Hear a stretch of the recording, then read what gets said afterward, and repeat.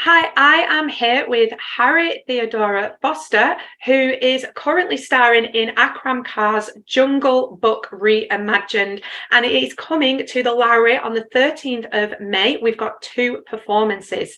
Yes. So Harry has worked with some incredible names in dance, including Christopher Bruce, Richard Chappell, and this is after he graduated from the Rambert School. So he has also gone on to create his own dance films, had his own work produced, and has co-founded the Elbow Collective Dance Company as well. So we are very, very pleased to be chatting with you. So thank you for joining us, Harry. Thank you for having me. So the Jungle Book Reimagined.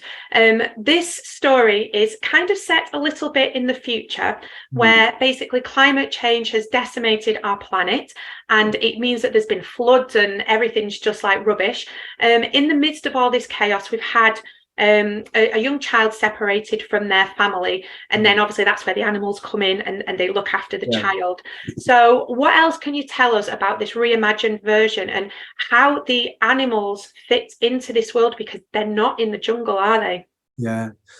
Well, so the story takes place in an abandoned city. Essentially, it could be a European city, and it takes place in a dystopian world where essentially the city has been ravaged by climate change, and the human beings that live there were forced to leave. So I don't know if you're familiar with like the story of Chernobyl, but what happened after the accident in Chernobyl that was really interesting and that Akram said was a real inspiration for him is that kind of 60 years after there had been no humans and then people started to return, animals had completely moved into this human settlement. So kind of following that idea is where Jungle Book takes place, with the animals inside this human environment that is now theirs essentially. Yeah, it's so clever the way that it's been reimagined, Yeah. and obviously the climate change idea. It's kind of basically saying what humans have done to our planet, and the way that not all humans, but many humans think that they kind of own nature when obviously they Yeah. don't. And so I think I watched a video. I don't know if it was Akram Khan or one of the directors or something, but somebody said it's like a letter to our future self. Yeah. Do you think that's what it follows? Yeah, I mean, Akram said when he was thinking about making a version of Jungle Book, a reimagining of Jungle Book, he actually had his daughter in mind. And I think very much the show is not just a letter to our future selves, but it's also a letter to future generations. And I think that is kind of a very important idea of the show being not just about us, but also about the people that will come after us, and the importance of kind of protecting the world in their name. I think it's definitely a show that's about something that affects all of us, which is essentially climate change. That's one of the central themes. And I think it's a really good reminder of to think about the effects of climate change in our relationship with the natural world. And it's also a really important reminder to have empathy as well, and to have compassion for our natural world. So it's as much a warning as much as it is also a reminder to have compassion for the beings that we share the planet with, and their stories and their histories as being important and is needing a voice. So I think it definitely is in lots of different ways. Yeah, that's a really beautiful thing you've said there, actually, because it's about giving the animals a voice, because they don't, and nature a voice, because they don't have one. Totally, Yeah. totally. And that's very central to a lot of Akram's work, is about giving voice to the marginalized. Mm. And I think, through Jungle Book, that actually even transcends past talking about human beings, but also giving voice to animals in a very literal sense, but also in a very metaphorical sense. In a literal sense, because on stage, there's a script that's written by Tarek Jordan, and we, as animals, move to the speech of voice actors. So animals, in that sense, are given a literal voice, but also we're telling their story, and we're telling Jungle Book very much from the perspective of the animals, which I think is something that's very beautiful and really important.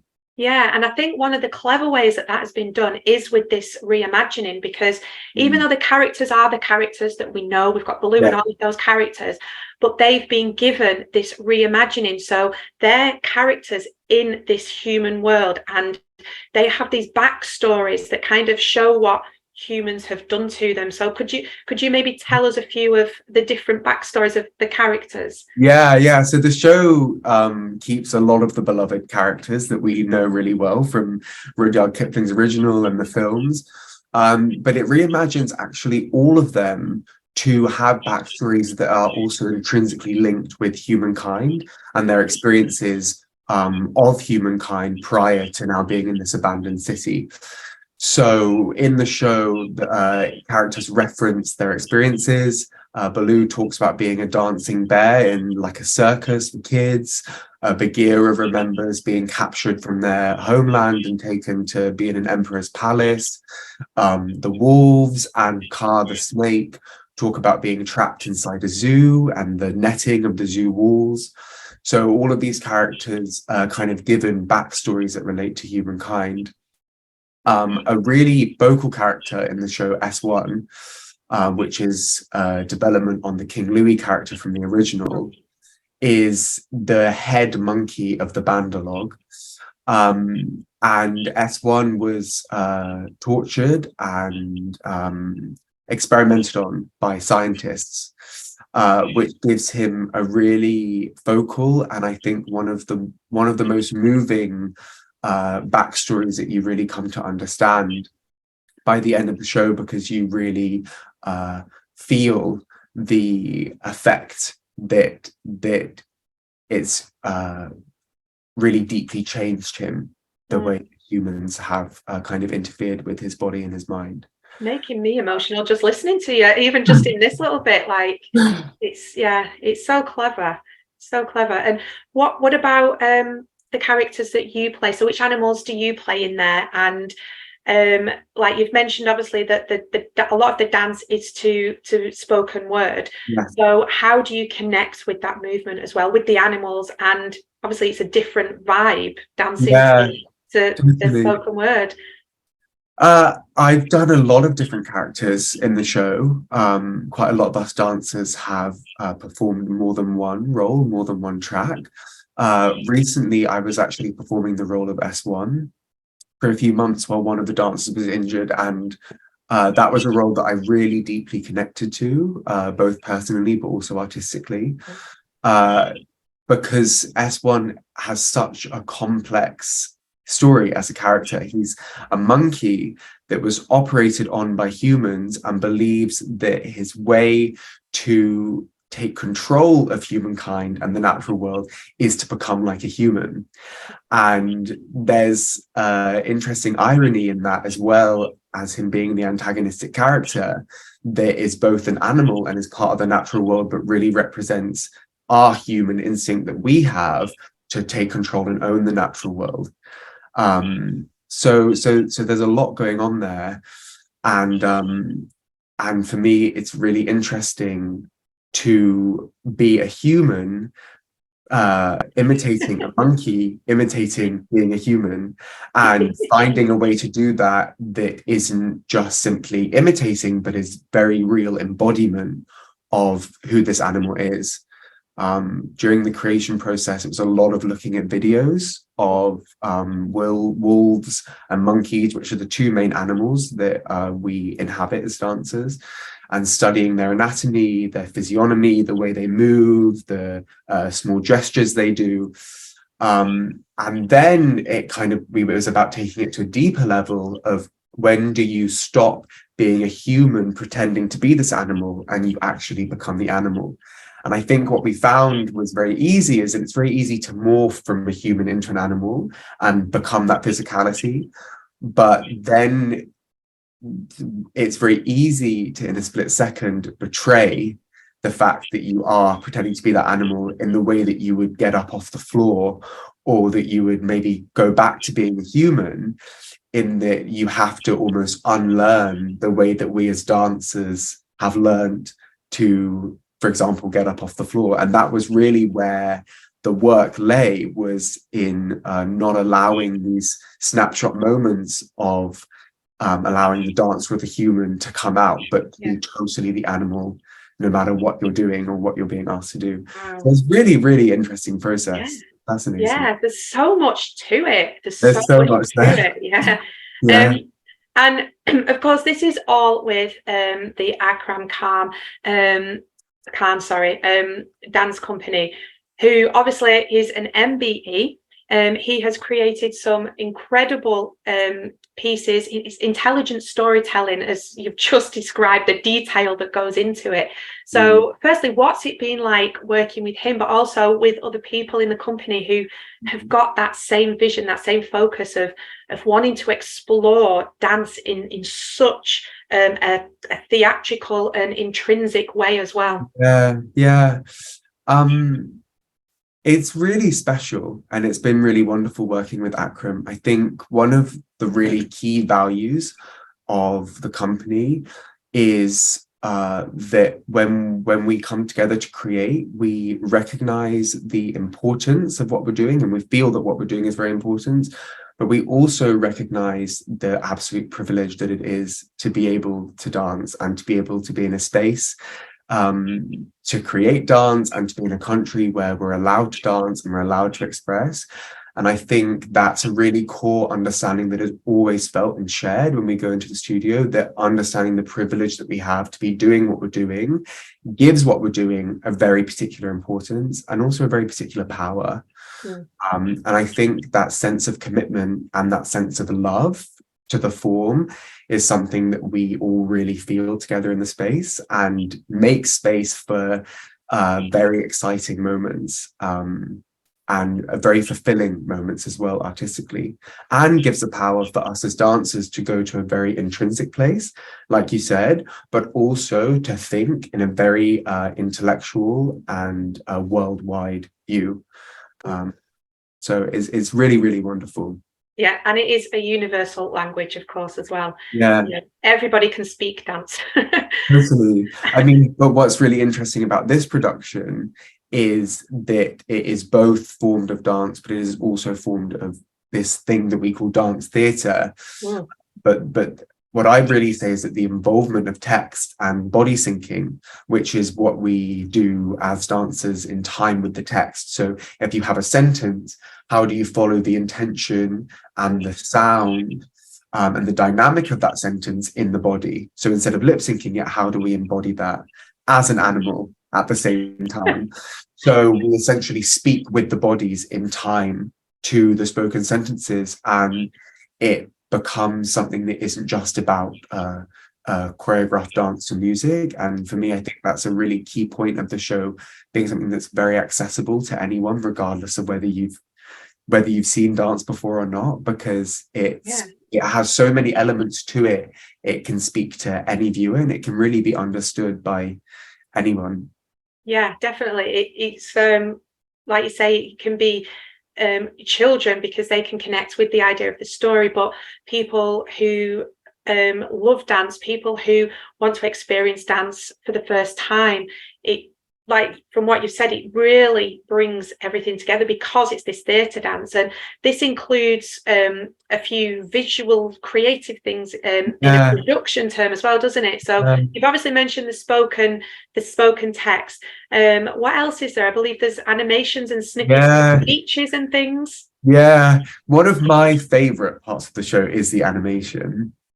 It's really beautiful, and it's designed by Yeast Culture, who are a group of animators that actually came and worked with us in the studio, and with Akram traced a lot of the dancers' movements and mapped them onto animation. It's all hand-drawn stop motion animation, so it's about an hour for each frame.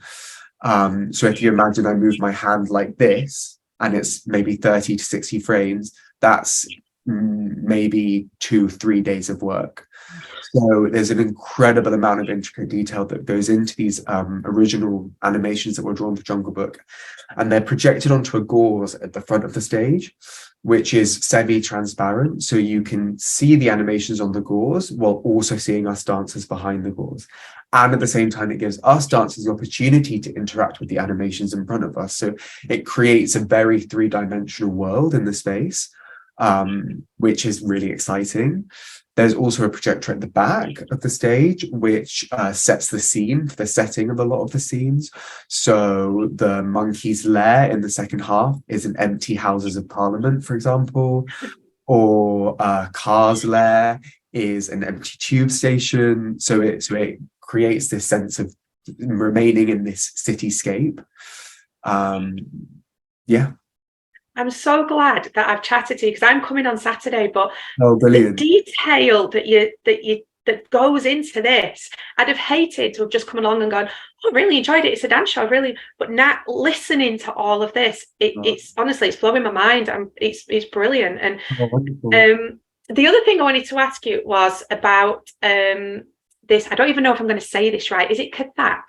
Kathak. Yeah. So I know nothing about this style of dance particularly, but I do know that it is influenced in a lot of Akram's pieces. So can you tell me a little bit about what it is, the style, the genre? Yeah, of course. So Kathak is a classical Indian dance form, meaning that it has a very rich history, and it's also deeply rooted in tradition, in a tradition of performance, classical performance, but also in methodology of how it's now taught to people. It originated in northern India, and Bharatanatyam, which is another very key classical Indian dance form that is also used in Akram's work and in this show, is from South India. So Kathak is characterized by very rhythmic patterns, particularly in the lower body, in the feet, and dancers wear lots of small bells attached to their ankles. So it's very important that they move to very particular and very precise rhythms because of the sounds that their bodies are making. It's also a storytelling form. So facial expression is really important, and often Kathak stories are about gods or very grand mythological tales. So storytelling is a really key aspect as well. And gesture, which is one of the main things that is incorporated into the way that Akram combines contemporary dance and classical Indian dance.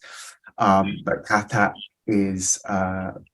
includes very precise gesture in the upper body, and particularly symbolism within the hands called mudras, where these hand gestures can sometimes very literally symbolize things like a deer or a bow or a flower, in order to help with storytelling in classical Kathak. But also within Jungle Book, we use certain mudras that have very literal translations to do with the stories that we're telling of a certain dance that we're doing, of a certain part of Jungle Book. So you are not just dancers in this show, you are actors, you are performers, you are everything. It sounds like you must be exhausted. You seem really chilled, so you must clearly love what you do. Very much, yeah. Yeah, and that is coming across so clear. So what I think I was going to ask, why should we come? But I think it's quite evident why we should come, to be honest. It sounds amazing. So is there anything that you want to finish with saying? Or do you think you've covered everything? I think something that Akram said a few weeks ago that really stuck with me, that I feel like would be good to share now in the interview, is that when he makes work and when audiences watch work, he wants audiences to think, obviously, but in the moment of them watching it, he actually really wants them to feel. And when they leave the theatre, they can go home and think about what they've watched, but when they're actually watching the piece, he wants them to feel something. And I think the real power of Jungle Book is the fact that it makes you feel so much.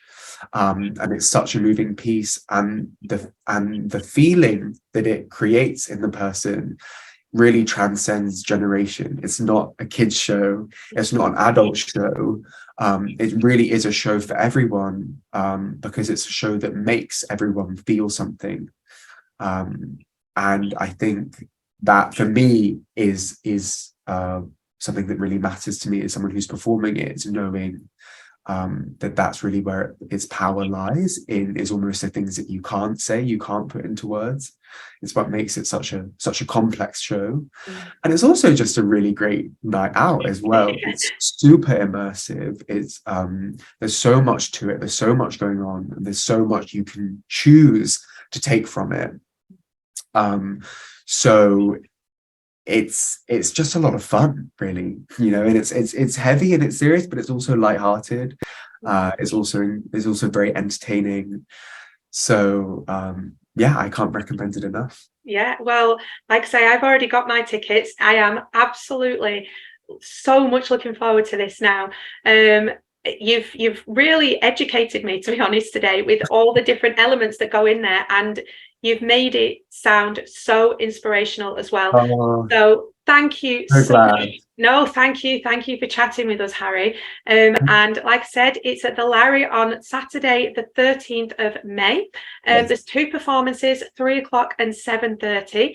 And if you pop along to manchestertheatres.com, we have an exclusive offer for you there on some tickets. So come along and have a great Saturday night out and see Harry. Thank you so much, and all the best with the rest of the tour as well. Thank you for having me. Thank you.